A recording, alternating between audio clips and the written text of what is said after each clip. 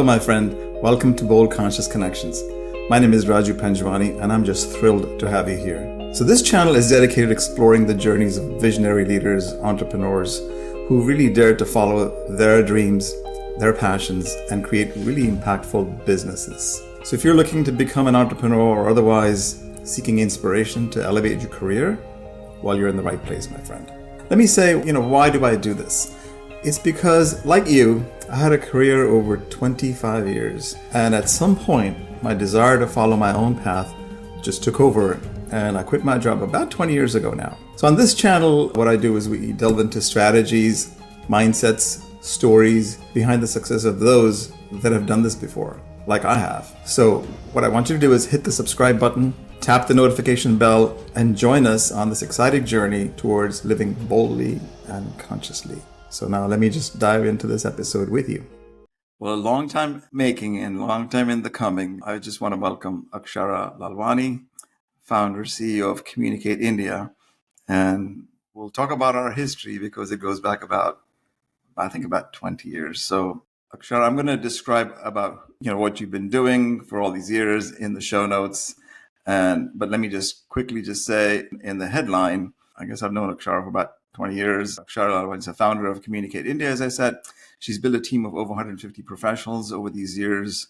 And she is basically the power that sort of, is a new firm that grew. And you've got partnerships with Hilton Hotels and many other big brands. You're based in India, but your reach is between Dubai and UK. And you've really grown this firm in a big way. And I know that you're sought after quite a bit. So I will put all that in the show notes. But the first question before I start is, I want to talk about who Akshara is rather than what she does. But welcome to the show, Akshara. Thank you, Raju. Always lovely, lovely connecting. And yes, glad to do this. We go back a long, long way. For those who don't know, Raju was one of my first bosses. So, yeah. Oh, there you go. All right. So tell the listeners who tend to be, by the way, corporate professionals who've been around for 15 to 20 years and they really want to be entrepreneurs. So they listen to inspiring stories of people like you who've come as guests on my podcast. And we really talk about their journeys that are very personal and what led to what they did.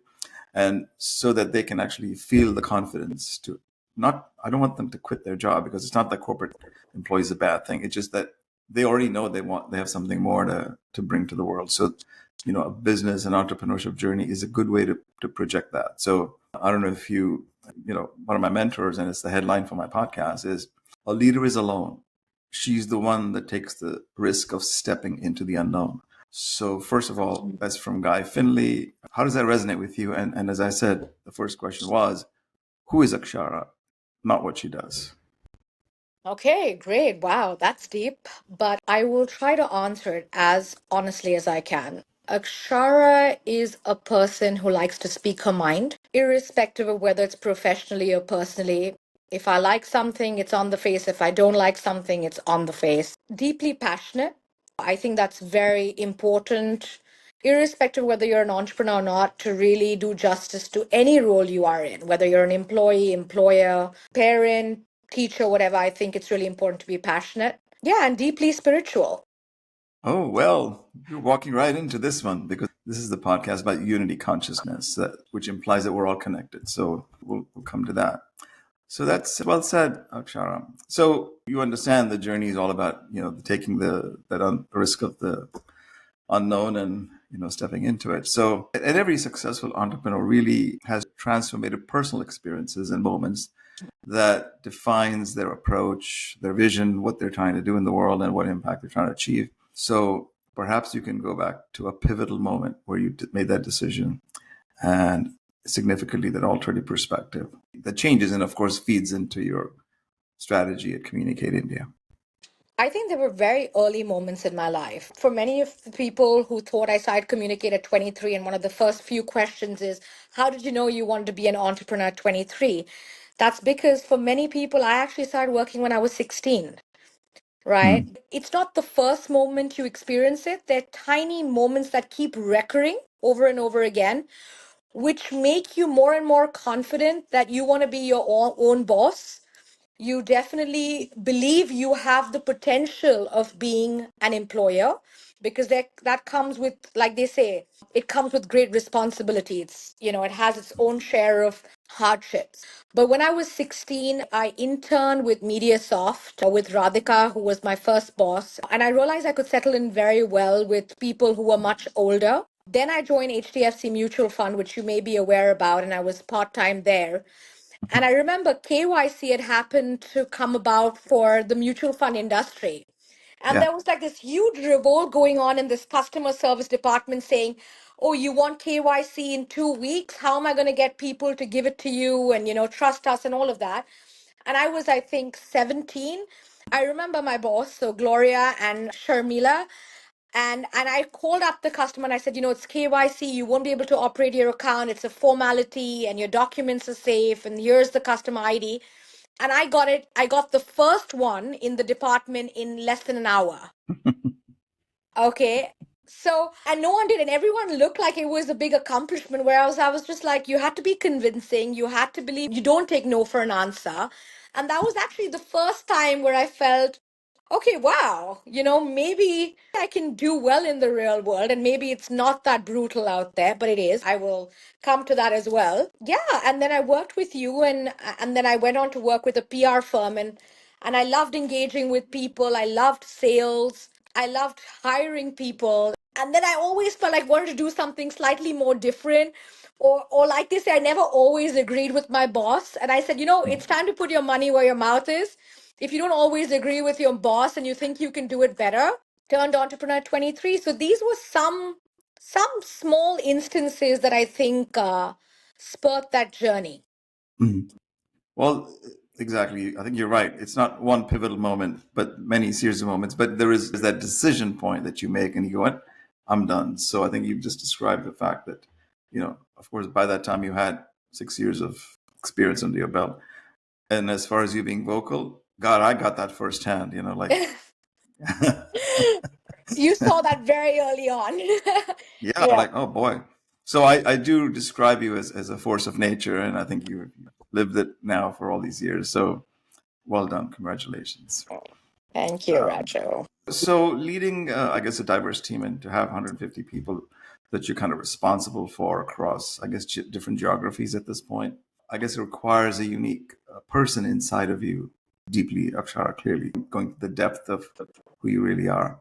So your personal values have to influence your leadership style. And so can you talk to a little bit about that, and whether it's examples you want to give, a story you want to talk about when these values become critical? Because sometimes it doesn't, even though you're the boss, it sometimes you just don't know if you're right. So many instances, and they were very, very testing times. And therefore, I tell people before you jump into deciding to be an entrepreneur, be aware of both sides of the story. The lifestyle Mm-hmm. looks great once you're successful, but you really don't know the shit. And I mean, literally, the Mm-hmm. hardship that you have to go through in the formative years and ongoing. You become a little bit more seasoned because you've overcome many of them, but they continue in their journey.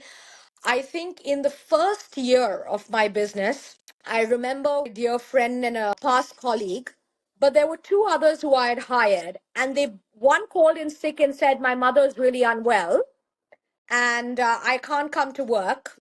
Little do I know that she was interviewing at my competitors, and that was the day a very important press conference was happening. And the same day, I see an email that goes on to a colleague because we're all sitting really close by, where she's called the other person also for an interview in the evening when there's a game changing client event happening the next day. At that point in time, I could have zipped my mouth and said, you know what, choose your battle, let them continue on, let the event get over, and, let the client be happy and then take this battle up. But no, I let go of both of them then and there. We literally became half the team and we pulled off the event itself. It was a tough decision, but I think that's the time where you have to see whether this behavior, this a particular value system you believe for, and you believe in, how strong really is it for you to be honest to yourself and be able to sleep at night? And that was testing because it was an event very hard for two people to pull off. and there were Mhm. many things happening parallelly. So that was one instance. The second instance was in the fifth year of our business. We had this gorgeous little villa in Bandra, which caught fire. Mm. The whole thing was charred. We had lost our software. We had lost a lot of, our entire infrastructure, right? And it was appraisal season at that time. And the closest two employees, the two employees who I let when their landlord threw them out, I invited them to stay home with me. I'm talking about that kind of relationship. Were guys saying, I need my appraisal numbers now, or I have a better offer in hand. And that's when the loneliness really kicks in. Finally, I think it's the hard times that tell you, who's really there for you. And sometimes, and many a times, the leader is alone. Mhm. And that time at that value system, I said, this is not the time for this. And I'm so shocked that you've been an employee for 4 or 5 years and you would bring this up then. And unfortunately, please go ahead and take whatever offer you deem appropriate. But this is not the value of a former leader or a manager that we would like at Mhm. Communicate India. So, all I'm trying to say is this is where you will realize that leadership is lonely. This is when you will have the test of time of your value system. And sometimes you may be betrayed by the ones closest to you. So that's a great example of what I was saying earlier, what Guy Finley, my mentor, says. A leader's alone, and she or he is the one that takes the risk of stepping into the unknown because, you know, it's your journey. So on that note, it's your journey as a personal visionary leader. So in that particular example, and even the previous one, are you prioritizing the values of Akshara or the values of what you've established as the ethos of the company? I think, Raju, it's a hard one. I think to a large extent, an entrepreneur decides and a leader decides the culture of the organization. Mhm. And So it's the sometimes it's same. very hard. I would say it's very close to the same, Mhm. right? Because you're building your core team and you're building the culture. So it's literally a Venn diagram and they're overlapping or pretty much the same. Mm. Right, because and cultures as the firm grows and the organization grows, of course, things change a little bit because your core leaders that you finally either bring to heavy duty leadership and decision making, you also allow them something of their own freedom because otherwise they wouldn't feel authentically themselves, Absolutely. right? Yeah. Hmm. All right. So, everyone in all our interviews and others talks about COVID. So I will make a passing reference to COVID, but with a purpose. Because, of course, every business had its own challenges. Some business actually did really well because of COVID, right? So that's how life is. You have a situation and it benefits some and it hurts others, right? So what was for you probably one of the toughest decisions you may have had to make because maybe PR continues, it's different. So, in that period, if there was a challenge for you, what did you learn most about yourself and I guess your key people in the process for you and the company? I think COVID was such a game changer. And I say a game changer for me personally as a leader, spiritually as a person, ability to know that we're here to stay, right? Because generally, when you're hit with a crisis, it really tests every level of survival, right? Mhm. Because we were fairly large by COVID. I think we were about 100 people. So we had a fairly large wage bill, right? Plus a lot of people, literally, I would wake up every morning and one more client would cancel. And I would Mhm. dread waking up for that termination mail or the mail Sure. saying, guys, this looks really uncertain and maybe we're going to pause. And this pause was probably the worst thing because I didn't want to let go of my people. Second of all, I could see the revenue dropping drastically, Sure. right? And it wasn't any clear cut goal of how long it would take, right? So I think the first thing that I did was I didn't lay off any people. It was a call. I said, let's see how the next 3 months go. I could see my competitors cutting salaries by 50%. We didn't do that. But what we did do was we let go of our non performers because we felt that our top performers have given us everything. And then I think fairness is not treating everyone equally, fairness is treating each person uniquely. And that's the Mhm. irony Well of said. life. right? And people think fair is treat everyone equally. It's actually not. Why will I treat my top performers and my non-performers equally? So we said, first things first, who have we identified who've been on a performance plan for the last, let's say, 6 months or 3 months? Let's get them out on a 1 month notice. Let's keep the others. Mhm. That was one area. And I think it came to pay a lot of people in senior leadership question me because they said, if you run out of cash flow, it's game over, right? And the big Mhm. guys are doing this, way bigger than you. Do you really want to do this? I said, let's hold. The second is trust. Mhm. And this is something very eerie, but does a pigeon, Raju, because I'm quirky and I say bizarre things sometimes, actually, most of the time, but does a pigeon know where their next meal would come from? So I'm here. God created me. He shall provide. And I just trusted. And yes, there were times where I questioned that, but you just gotta be resilient. I think I also saw people who were very young and junior rise up to the occasion. I mean, who themselves started selling to friends and family and, saying, listen, trim people here. And when we came out of that, and you will realize the irony of things because then everyone started talking about how talent is a challenge after COVID, that a lot of people don't want to work. Yeah. But we had got loyalty because we didn't Mhm. let go of them. We didn't half their salary. So when the industry needed to rehire because business came back up, they didn't have the talent, but our talent stayed. Mhm. And it made us believe in it that sometimes you gotta take the right and the decisions that are hard. Sometimes it's okay to let go of your non-performers for the survival of the greater good. And we realize that we've come out of this challenge even stronger, and we've been good with our people.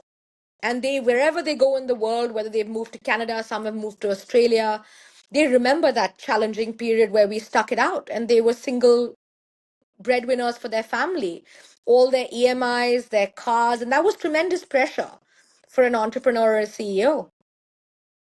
Hey guys, if you're still listening, you got some nuggets right there of great advice from a young entrepreneur who's seen it. And so this is not unusual, and that's the reason I asked the question, because everyone has a different experience of COVID and so on.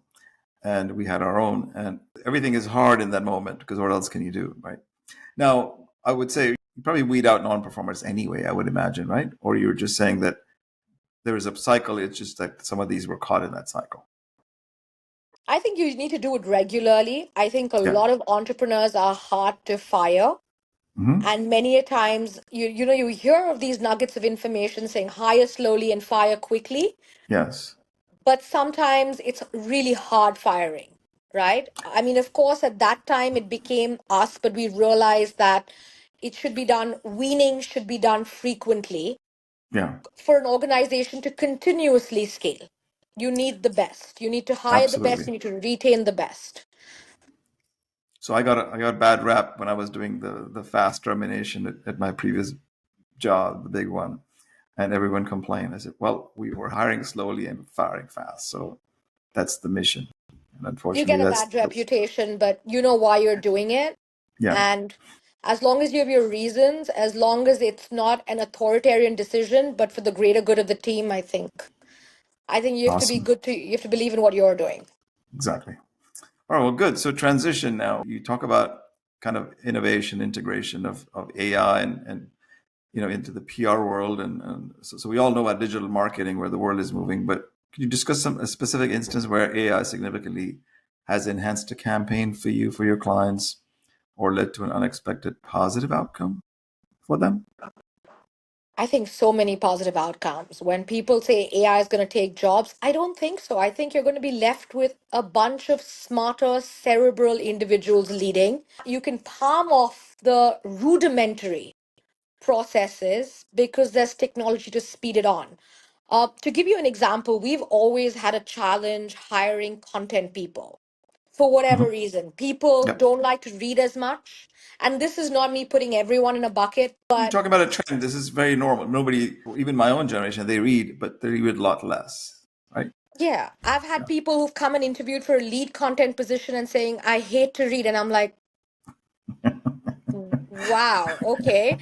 Honest, but doesn't work. But what Yeah. Chat GPT did and what Grammarly did and other things is the pressure of us to churn out better content, lesser errors, concise the amount of research being put in with a smaller team and a more effective team with a Mhm. higher ROI was much better. So I'm going to say it's made life easier for us, and Yeah. we've seen the benefits of it. Yeah. I wasn't coming from a standpoint of fear. It's just the fact that it's unusual I mean, other than digital marketing, the way we market, the way we advertise, the way we do things is different today than in the past. But AI component, normally you would say, well, what do you mean by AI? AI is not just ChatGPT, but there's a lot more to it. There's a But lot more to it. yeah, yeah. For me alone personally, as a solopreneur last year, I think I saved over 900 hours of work because I create content all the time. And I use it all the time because for me, the one conclusion of just the simple chat GPT, for instance, is that it beats looking at a blank page. If that's where you are, I mean, it shouldn't be that for a content creator, that shouldn't be the case because you're surrounded by prompts everywhere, right? Well, just start with that. And it literally saves you so much time. You never cut and paste or copy paste that stuff anyway. It's just a question of, is this my voice? No. But it gets smarter with time. It starts to understand you and how you think and the words you use and the phrase you use. Like, dude, this is amazing. So you talking to me? I'm talking to you? Like, what's going on here? It's It's so amazing. amazing. Yeah, It totally. really is. And even if your client reads a particular type of press release, if you Yes, have four or five, it can analyze what reference to context with the new story angle it can do. Even exactly. research, when you're talking infrastructure projects or trends in real estate, look at the amount of volume of data it can condense for you. Exactly. And No, that's it's beautiful. remarkable. That's good. All right. So how has that helped you in your current, apart from using it internally to maybe more efficient and, create stuff faster or better, is there any other advantage that you've seen for your company? I think faster, better for sure. I think it's helping people at the junior level Mm. where you had to actively train, reduce the number of training hours as well. And they can start talking more cerebral, more research very early on. Otherwise, you see only the managerial level or the Hmm. leaders talking strat Yeah. and content and insight, where I'm seeing it at a much younger level. Yeah. And that's very interesting as well. So, I Yeah. mean, that's just Very. one of the many Sure. Yeah. learnings I'm Awesome. seeing. In the PR industry, authenticity can sometimes be at odds with the need for, let's say, a polished image you need to have or something like that, right? How do you personally balance maintaining your authenticity while managing a high profile client, let's say, whose expectations and public perceptions are different? I mean, like anything else, if you can tell a story, can you without naming names, of course, can you discuss a particularly challenging client project that required a lot of I do everything about bold and conscious. So a bold, creative approach and your team sort of successfully delivered great results for them. I think there's so many instances, but what I think was one of my biggest challenges was this, right? I was very authentic, but I tended to come across as brash. And that generally tends to happen when you're a young entrepreneur, right? You're very vocal. And what you land up doing is either hurting your client in the way you're saying it or Mhm. your team member or your colleague. So, what I think age has done has So made glad me, you've learned that, Akshar. you know that exactly, right? So, I have learned that. It took me several years to learn that. Why do you But think what I'm I asking that question? But now I say the same thing with a little bit more EQ and I'd say it nicer, right? Mhm. And I'll still be authentic, but you don't have to be mean. Yep. You can be genuine, you can be real, you can have a little bit of empathy, and you can still be authentic. Good. Well My done. God, Awesome. wasn't that hard? I can finally talk about how long it took me 10 years to get there. So it's It's okay, guys. okay. There is hope at the end of the tunnel. Hey, as long as you stay authentic, there is hope. If you're a faker, then you will not have any hope to get through any of the hard stuff that you will face. Okay, so True. as you look towards the future, Akshara, what are the sort of emerging trends that you see in PR? And I was going to talk about your geographic expansion, cultural integration, but we can save that for another time. but trends in PR and digital marketing, as we said, some of the trends that, what are you excited about the most, and how do you plan to kind of position, communicate India in that realm to leverage those opportunities? Basic question in a way, staying true to the foundational principles that you just talked about. I love the space that we are in now because everything is being rewired, right? Mm. Everything's changing so fast, and that stresses out a lot of people saying, are we going to be existent, in a few years? Are we going to be redundant? But what it does open up a beautiful opportunity for someone who's a young entrepreneur, but not a very young entrepreneur, is the fact that the very traditional firms are becoming slightly archaic. Mm-hmm. And what do I mean by that? They used to be very media relations oriented, right? But I think relationships are important in anything that you do, client relationships, media Sure. relationships, understanding the brief of vendors. But now it needs to be about narrative building. Mm-hmm. And now is the need for a more intelligent marketeer, Mm-hmm. right? Irrespective of gray hair or not, right? Mm-hmm. It's not about the gray hair, it's about the gray cells, right? Mm-hmm. And that's taken India a very, very long time to, because if you were too young, they'd be like, oh, does she have enough experience?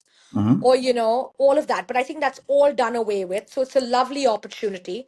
I think the amalgamation of all different facets of marketing, where there used to be people used to talk about journalism, advertising, PR, copywriting, digital marketing, performance, events, immersive, experiential events, collaborations, all of it is coming together.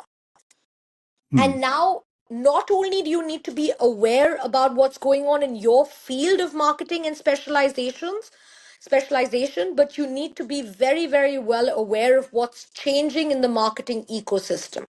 Mm. And that's a Absolutely. huge challenge, but a huge opportunity.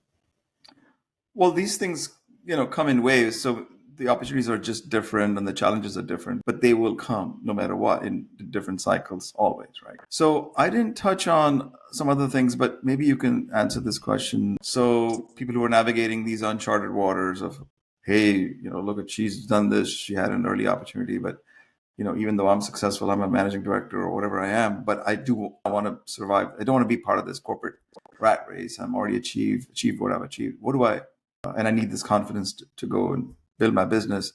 But I'm listening to Akshara, and she's done it for 20 years, and I just don't know if I can, and happen to me. So what advice would you have for them to say, in terms of saying, be ready for Okay. this, or just stay where you are? I've listened to a lot of entrepreneurs, right? And I Sure. continue to listen to a lot of them. And I think some of them are so authentic and they're so genuine about the journey being a fairly brutal one. One of the things I will tell you is every entrepreneur doesn't have to build at scale. There are solo entrepreneurs, there are boutique entrepreneurs, there are professionals like doctors who have smaller teams.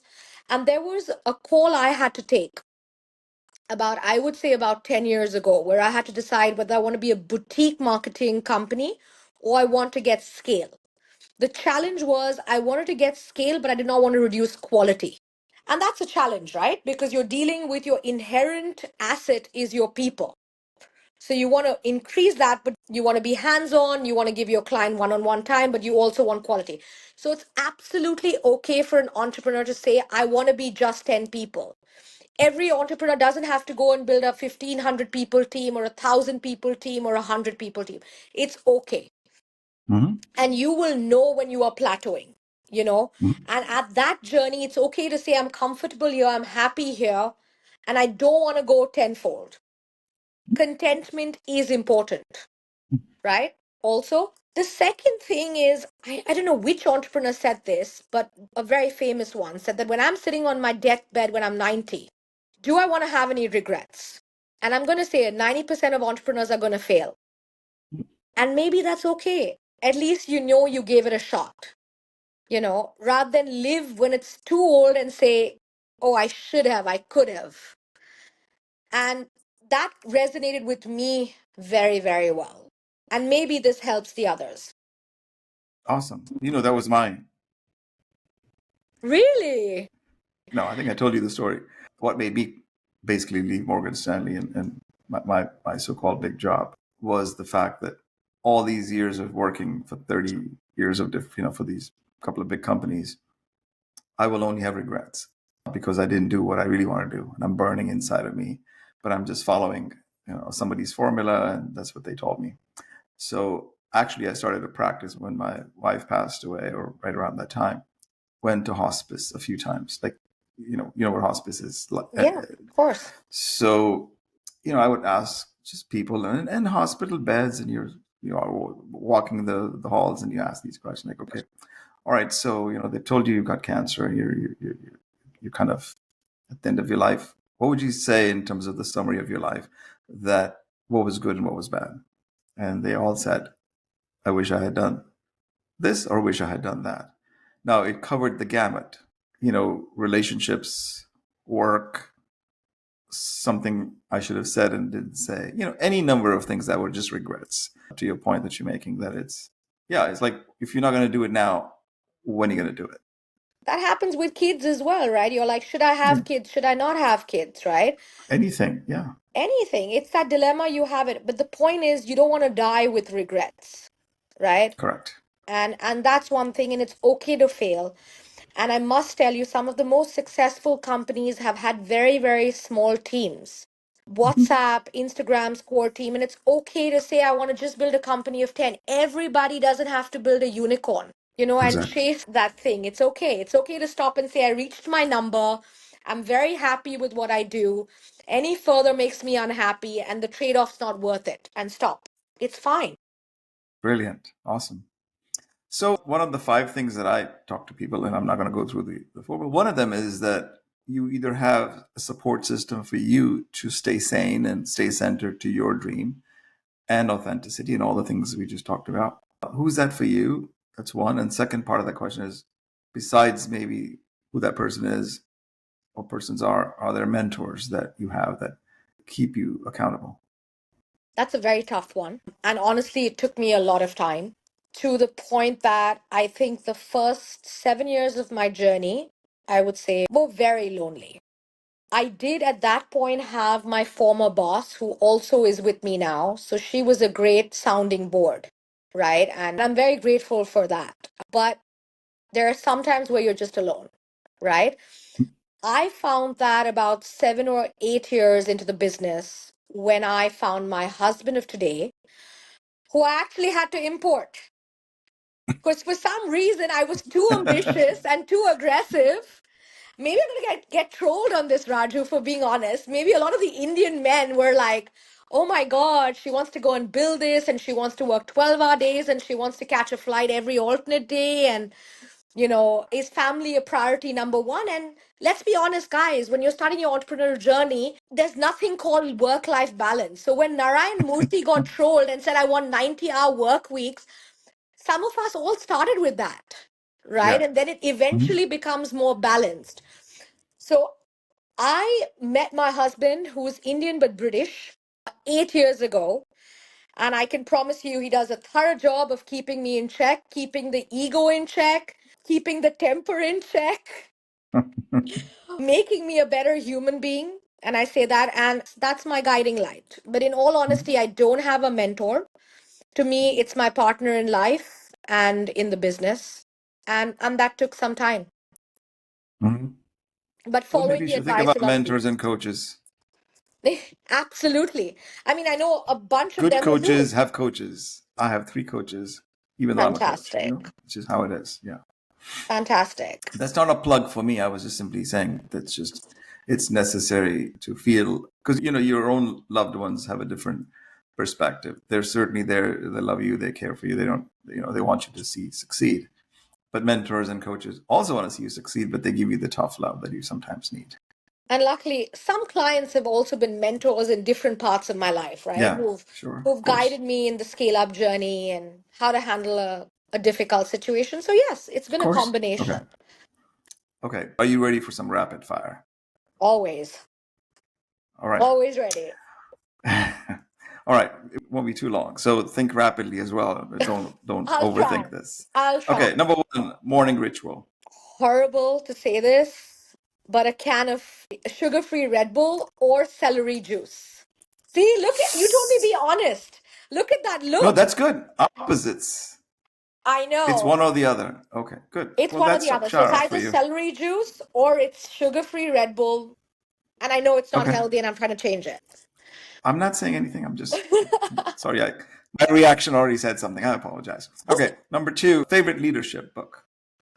Favorite I leadership. only asked that because you said you read. So, okay, I'm going to assume that you read.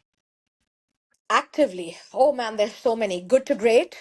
Tim Ferriss, The 4 Hour Just Work one. Week. Okay, Good to Great. Okay. Okay. Guilty pleasure besides the morning Red Bull or sugar free. Wine, whiskey, single malt, All right. Well, on shisha, wine, we agree. One word to describe your leadership style. tough love. Tough love. Okay. So you give it, but be ready to take it too. Okay. A hero of yours. Doesn't have to be a man. Yeah. A hero, heroine of yours. That's a really tough one, but I like Indra Nui. I think even though Oh. I like her, I Mm-hmm. think she's authentic. Mm-hmm. I Great. think she's a good leader. Okay. Hobby outside of work. Badminton, for Okay. sure. Yeah. And lastly, biggest role model in business. I guess would be Indra Nooyi. It's a combination, to be honest. And it's a combination. I would never be genuine by saying Indra Nooyi. I think Indra Nooyi is a good woman leader who has a value systems. I think Warren Buffett has traditional value systems, but the fundamentals are very strong. I like Elon Musk because he's crazy, eccentric, extremely hardworking, and innovative. So yeah, I think it's a combination. I take bits and pieces from each leader that I Of think, course. yeah, so that's it. So no Cool. one role All model. right. Okay, great. All right, listen. So my audience and I don't take anything for granted. I know we've been at this for a while, and I could go on with you, and maybe we could. So I appreciate your time. Thank you for being here. I know you're very busy, and it's late in India right now. It's before I let you go, I just want you to have the opportunity to say something as far as what might have been, let's say, your discoveries about yourself or otherwise in this conversation in the last 40 minutes. I think authenticity is true. And what I've learned after a very long period of time is that, and I said this very early on, is that everyone doesn't have to like you. Everybody doesn't even like chocolate. So it's Mhm. okay, right? It's okay. And yeah, just get to know yourself and what makes you happy and try and live without regrets. So in this conversation, the last 45 minutes, you reflected on that, is what you're saying. Yeah, I did. Great. Okay. Well, Fantastic. good. So appreciate you being here. Stay strong as you are and stay authentic. Thank you, Raju. It was lovely as always. See, from being boss to, interviewing you here. Oh gosh, it's come a See how long far we've way, come. but I still said we're both authentic and it's always great talking to you. Thank you so Great. much. Hey, my pleasure. Take care and we'll talk again soon. Likewise. Bye. Bye. Thank you, my friend, for tuning in to another episode of Bold Conscious Connections. If you really enjoyed this episode, give it a thumbs up, please, and subscribe for more inspiring stories and insights from top entrepreneurs and leaders. So that button is right below here. And also hit the notification bell, that thing next to subscribe, so you'll never miss another episode and any of our latest content that I post, usually every week. I'd love to hear your thoughts and questions, so drop them in the comments below. I would really love to hear more about what I'm doing and maybe bring you something that's more suitable for what you like and other things that you might want to learn about. So join our vibrant community of individuals who are out there making a difference. Okay? Stay tuned for more amazing conversation that will inspire and empower you. And until next time, remember, live boldly and consciously, my friend.